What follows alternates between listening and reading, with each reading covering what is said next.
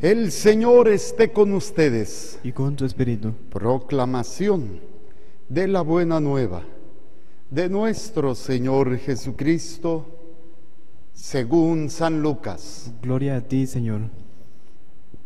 En aquel tiempo, estando Jesús en un poblado, llegó un leproso, y al ver a Jesús se postró rostro en tierra diciendo: Señor, si quieres, puedes curarme. Jesús extendió la mano y lo tocó diciendo: quiero, queda limpio. Y al momento desapareció la lepra. Entonces Jesús le ordenó que no le dijera a nadie y añadió: ve, preséntate al sacerdote y ofrece por tu purificación lo que Moisés prescribió. Eso le servirá de testimonio. Y su fama se extendía más y más. La muchedumbre acudía a oírlo y a ser curados de sus enfermedades. Pero Jesús se retiraba a lugares solitarios para orar. Palabra del Señor. Gloria a ti, Señor Jesús. Por la lectura del Santo Evangelio, sean perdonados nuestros pecados. A ver, sentaditos, y en este día vamos a ir descubriendo tres aspectos que maneja mi querido apóstol San Juan en esta carta, tres elementos que van a formar parte muy importante de lo que para San Juan va a ser fundamental en el proceso del crecimiento de todo buen cristiano, siguiendo obviamente el crecimiento pues de nuestra cabeza, de nuestro líder y de nuestro Salvador, que es Cristo. Y primer planteamiento que nos hace para poder llegar a estos tres pasos. Primer planteamiento: estamos en guerra, estamos en una lucha. Y él lo deja muy claro al decir: ¿quién es el que vence al mundo? O sea, ¿qué quiere decir que venza? Que tuvo una batalla, una guerra, una confrontación, y hay que vencer, hay que ganar. Y entendiendo el mundo, hay diferentes maneras de entender el mundo, la palabra mundo. A veces se refiere el mundo como toda la creación, a veces se refiere el mundo como todo aquello que no forma parte de lo espiritual, pero no porque sea malo, sino que es dirigido por todo lo que es contrario a Dios. Entonces el mundo se refiere en ese sentido, que es como se refiere en este texto, a todo lo que es opuesto al proyecto de Dios. Un ejemplo sería: el trabajo es bueno y es querido por Dios, pero cuando se vuelve del mundo, ¿qué quiere decir? Que ya no forma parte del proyecto de Dios, sino forma parte de tener dinero, hacer una fama, hacer poder. Entonces, no es el trabajo en sí, sino todo lo que envuelve el mundo visto como lo opuesto al proyecto de Dios. Entonces hay que entender bien, porque no se está satanizando al mundo, porque el mundo fue creado por Dios. O sea, Dios no hace las cosas malas. Habrá que uno que otro medio feo por ahí, pero eso es otra cosa. Pero malas cosas Dios no hizo. Incluso cuando fue terminando cada proyecto decía: y vio Dios que todo era bueno. Y lo máximo de lo bueno fue cuando me hizo a mí. O sea, cuando hizo al hombre, al ser humano. O sea, yo en representación de todos, no crean que porque me echo porras. ¿Sí? En ese sentido, vio Dios que era muy bueno. Entonces, cuando tú te veas al espejo y dices: oye, qué bueno estoy. Pero de acuerdo al proyecto de Dios, no de acuerdo que si estás güero, que si estás alto, que si estás delgado, que si estás... No, yo soy bueno porque Dios me ha creado, estoy bueno. Pero cuando yo no hago lo que es de Dios, me dejo, ya no soy parte de lo bueno, sino que soy parte del mundo. Entonces es una lucha, porque lo que supuestamente debía de ser de Dios, lo convierto del mundo. Cuando deja de estar al servicio de Dios y al proyecto de Dios, se convierte del mundo. Entonces mi vida, que es buena, mi cuerpo, que es bueno, se puede convertir en parte del mundo. Y hay que luchar, no contra el cuerpo, porque el cuerpo, el alma, el ser humano, fue creado bueno. Entonces, tengo que luchar contra todo aquello que me hace del mundo, o sea, que me pone contrario al proyecto de Dios.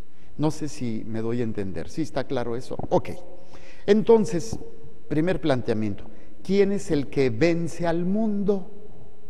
¿Quién es el que vence al mundo? Entonces ya entendimos que hay una guerra, hay una situación intensa en la cual entendemos a qué se refiere el mundo y que todo lo bueno que Dios ha usado, todo lo que Dios ha creado es bueno, pero puede usarlo para mal. Miren, un ejemplo muy claro de esto es las tentaciones de Jesús en el desierto.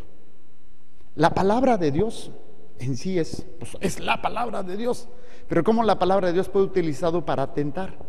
Cuando a Jesús es tentado, dice, porque dice la palabra de Dios que enviará a tus ángeles para, aviéntate del templo, porque dice la palabra de Dios. Y entonces Jesús dice, pero también dice, no tentarás al Señor tu Dios. Pues, ¿cómo algo tan maravilloso como la palabra de Dios, mal usada para el proyecto del mundo, puede ser mala? No por la palabra, sino la intención y la acción que lleva. Entonces queda más claro ese ámbito. Entonces, ¿quién es el que vence al mundo? Ahora viene el planteamiento: solo el que cree que Jesús es el Hijo de Dios. Creer no basta con decir sí creo, como muchos cristianos no católicos dicen, nada más basta que aceptes a Jesús como tu Señor y serás salvo. Amén, ya no tienes que hacer nada, Jesús ya hizo todo por ti, tú ráscate la panza. Pues, hay unos que tienen bastante donde rascarse, pero no es en ese sentido lo más simple decir, ay, pues ya creo, ya. No, creer significa vivir de acuerdo a como Él vivió y caminar por donde Él caminó, hacer lo que Él. Y ahí es donde viene el planteamiento, un planteamiento que puede hacer un cambio en nuestra vida. Dice, solo el que cree que Jesús es el Hijo de Dios. Luego, Jesucristo es el que vino por medio del agua y de la sangre. Él vino no solo con agua, sino con agua y con sangre. A ver, ¿qué tiene que ver aquí el agua? ¿Dónde hay un pasaje donde hay agua? En el bautismo. ¿Qué tipo de bautismo recibe Jesús? El bautismo de Juan, para marcar un inicio en su vida. ¿Qué representaba el bautismo de Juan? Un signo de conversión, de arrepentimiento, de cambio. Entonces, pero no es solamente ese signo de, el agua. Viene el otro elemento, dar la vida, que es la sangre, el sacrificio, el renunciar a lo que yo quiero para hacer lo que me pide mi Padre. Mi alimento es hacer la voluntad de mi Padre. Y obviamente esto genera dolor, genera así como que, pero no quiero, pero es que no se haga mi voluntad sino la tuya, a tal grado de entregar la vida y sacrificarlo todo.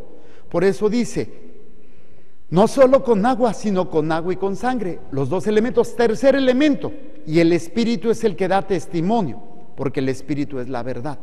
Así pues, los testigos son tres: Espíritu, agua y sangre. Y los tres están de acuerdo. Ahora vamos a tratar de unirlos. Espíritu, agua y sangre. El agua, dijimos, bautismo de Jesús, como un signo externo. No porque Él no, recuerden, Jesús no necesitaba hacer nada porque Él no tenía pecado. Él no necesitaba. Ahora, cuando Él vive cada proceso, es para enseñarnos a caminar. Un ejemplo muy simple para darme a entender. El niño tiene que comerse su sopa, pero pues como que cuesta trabajo. Entonces, ¿qué hace el papá? Mira, qué rico. A ver, ahora tú. No, mira, otro, qué rico. Ahora tú. ¿El papá necesitaba el Gerber? Pues no. Ya metí un gol, ¿no? Esa marca. Bueno, creo que ya ni existe. Sí existe. Ay, madre, qué bien sabes.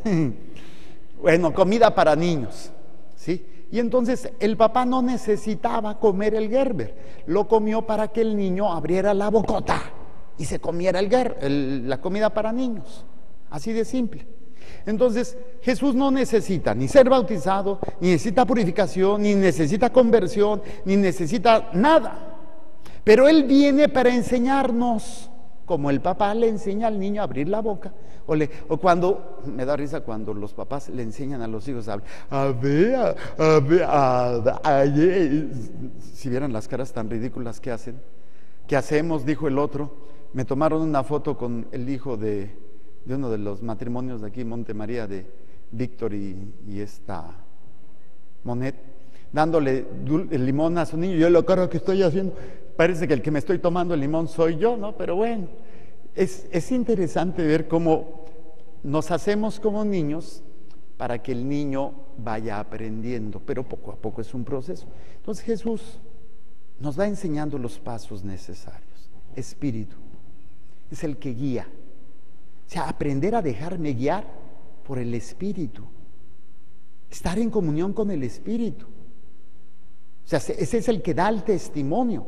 Cuando tú eres guiado por el Espíritu, cuando hay un cambio en tu vida, bautizo, agua, y cuando estás dispuesto al sufrimiento y al dolor.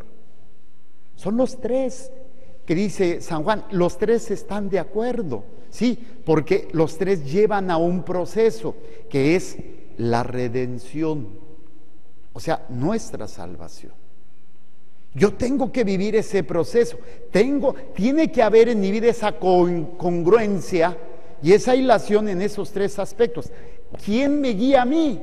¿Qué espíritu es el que me habla? ¿Qué espíritu es el que escucho? ¿El del mundo? ¿Estoy en guerra contra el mundo o estoy a favor del mundo? Entendido el mundo como todo lo contrario a Dios. Yo soy católico, pero estoy a favor del aborto. Yo soy católico, pero estoy a favor de la homosexualidad. Yo soy católico, pero que maten a estos desgraciados infelices. Yo soy católico, pero esta infeliz me la paga.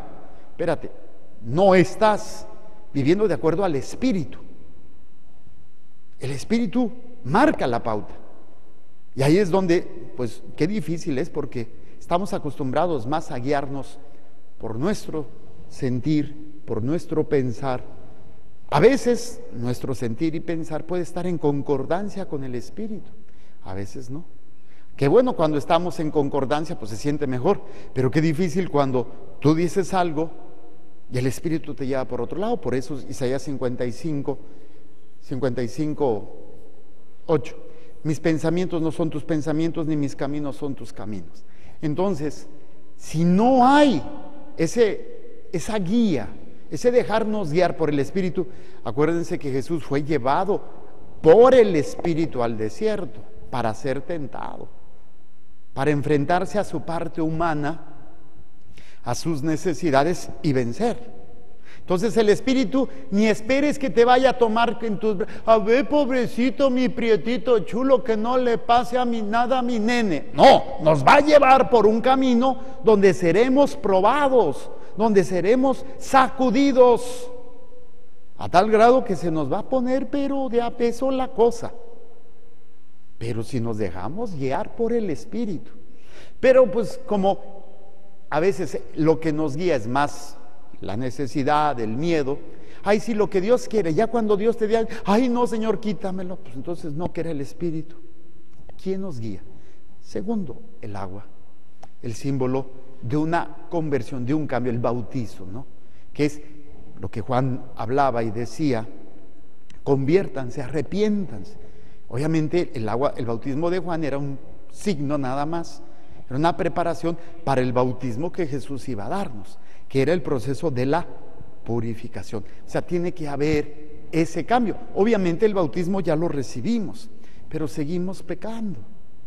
Pero tenemos ese signo, esa señal, esa manifestación, le llamamos sacramento, en el sacramento de la confesión, que es como entrar, imagínense, tengo un video de muchos que tengo ahí en el Facebook, en mi muro, de una jovencita que estaba primero en su cuarto y le empiezan a salir unas manchas, en inglés, los pecados capitales, envidia, odio, lujuria, pereza, avaricia, y está así toda marcada, ¿no? Entonces llega a la iglesia, pone tantita agua bendita y se va a confesar. Y empieza con la confesión y se le empieza a limpiar la cara. Y sale de la confesión, hasta más bonita se ve. O sea, se le quitó toda mancha. Tiene que haber una continua purificación, una continua conversión y hay que hacer qué estoy haciendo mal. Por eso tenemos ese proceso y luego el último va a ser la sangre, que representa el sacrificio. ¿Hasta dónde estoy dispuesto a dejarme guiar por Dios? ¿Hasta dar la vida? Tal vez no literalmente, no me toque ser mártir, pero puedo ser testigo, que es lo mismo testigo mártir, cada día. Hacer lo que tengo que hacer, dejarme guiar por Dios, siempre será doloroso, siempre, siempre, siempre.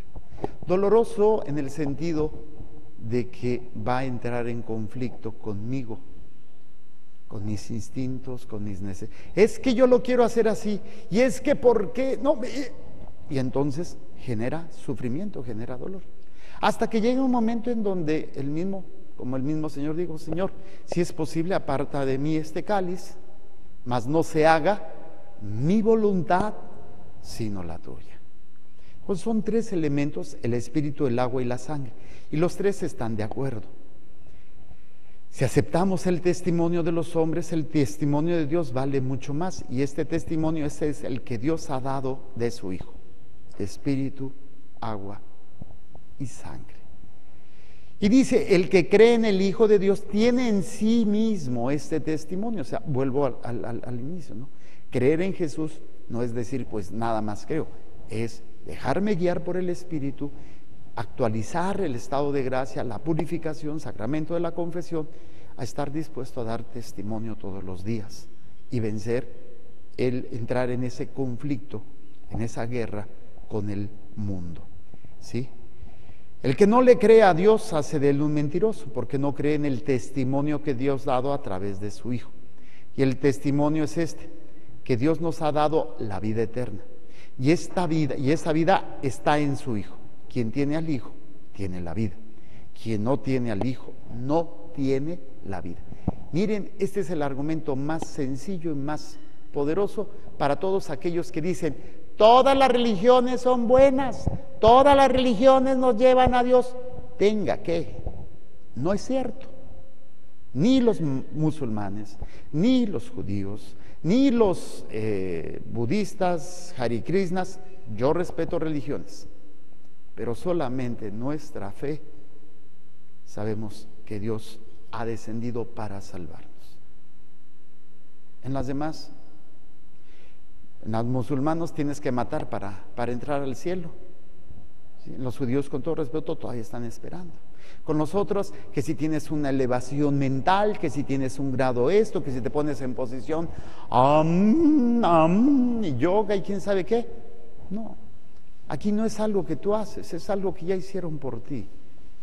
Cristo viene. Hay otro video que tengo ahí muy simpático, como parábola. Está un hombre en un hoyo, y pasa uno y le dice: ¿quieres salir de aquí? Ponte a estudiar, y quién sabe qué, ponte a leer. Y pues se pone a hacer nada. No, el otro, lo que pasa es que, mira, tienes que morir para reencarnar. No, otro, mira, ponte a hacer quién sabe qué, mantras y quién sabe qué, y te vas a elevar, y nadie hace nada por él, nadie. Hasta el musulmán: ponte y a rezar hacia esta dirección 5 veces al día. Solamente uno dice: ¿quieres salir de ahí? Pues se mete una soga, lo carga y lo saca. Solamente Jesús ha hecho eso. Entonces, y lo dice aquí mi querido Juanito, dice: Dios ha dado la vida eterna y esa vida es su Hijo. Quien tiene al Hijo tiene la vida. Quien no tiene al Hijo no tiene la vida. Párenle de contar. Ahora, nuestra obligación es dar a conocer esta vida, sin violencia y sin obligación, o no forzando, pero sí enamorando a los demás de nuestra fe. Pero si nosotros a veces ni siquiera la amamos, no damos ese testimonio del Espíritu, del agua y de la sangre. No damos ese testimonio, porque no creemos en el testimonio de Jesús. Entonces, fíjense qué interesante. Ahora dice: a ustedes, los que creen en el nombre del Hijo de Dios, les he escrito estas cosas para que sepan que tienen la vida eterna. Creo que es interesante entender lo que la palabra de Dios nos lleva siempre. Yo siempre he dicho, después de escuchar la palabra de Dios, no hay un cuestionamiento, no te sacude y dices, oye, híjole, tengo que cambiar, quiere decir que no la oíste. No, la palabra de Dios no es para endulzarte el oído, hermanos, miren, no, déjense de cosas. Es directo, es claro y sacude. Y obviamente incomoda. Así es que ojalá que empecemos a entender este testimonio del Hijo. En Él tenemos la vida. Agua, espíritu, agua y sangre. Unámonos pues en este santo sacrificio, pidiendo a Dios por sus intenciones y necesidades y las personas que nos han pedido oración.